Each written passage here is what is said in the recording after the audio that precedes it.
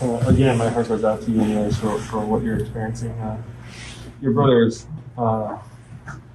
passing, murder in front of everyone.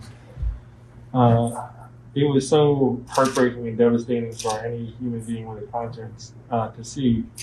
But then for my black friends, it was like an entirely different experience. And then for you and yours, seeing it's actually your loved one, your brother, your relative would be like a completely different level. I can't imagine what that must have been like for you and your family. It's been a journey. But as long as we keep fighting and we stick with people that's gonna make change and serious about making change, then it's worth it. It's worth the fight.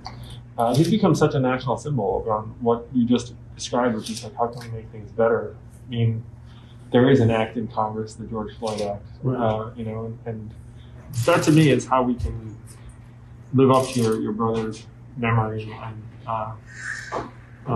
what his passing meant is that we have to make things better. We have to improve things. It's just really sad, It just needs reform from the top all the way down to the bottom, It really does. It really does.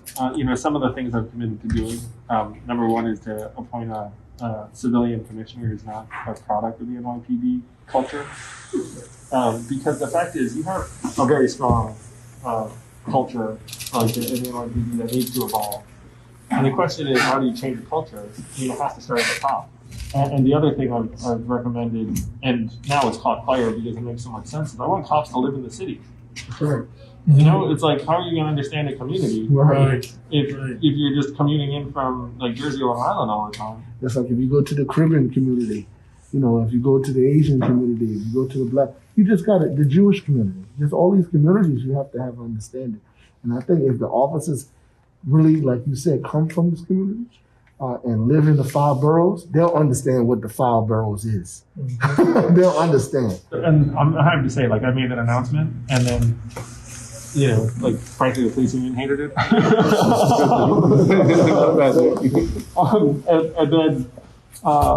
And then other candidates are like, oh, it's a good idea. And now, as far as I can tell, I think every candidate is for it. So those are some of the things that I can see very clearly that we should be trying to do differently. Because it's systemic, it's built in, these practices have to change. Mm-hmm. Totally agree.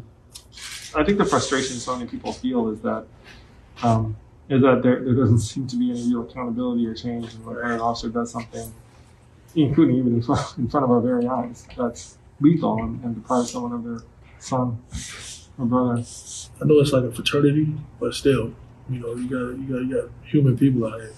So it needs some real accountability in terms of just getting rid of these rogue officers because what they do is they take them and they put them in different neighborhoods so they can create some other stuff that's happening. So it's just... one of the other things that the studies have shown that's interesting is that rogue officers lead to worse behavior among officers that are around them. Yep.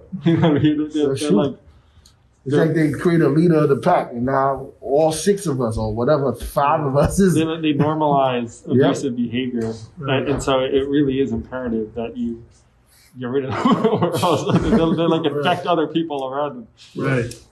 So that's one of I've been trying to find every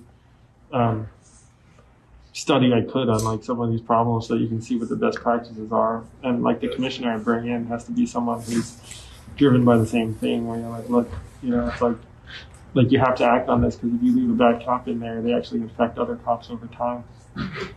Especially when they got years on the force.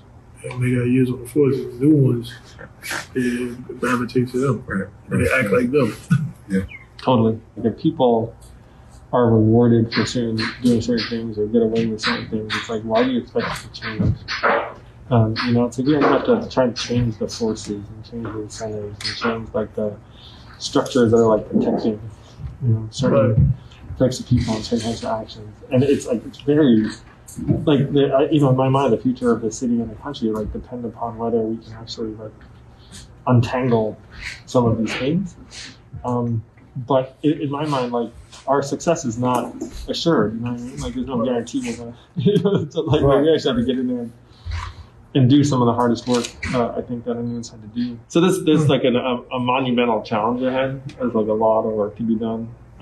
Please know that I'm committed to doing that work, and I'm going to do everything I can to see to it that your brother's memory actually gets acted upon. I'll be watching. Thank you, Terrence.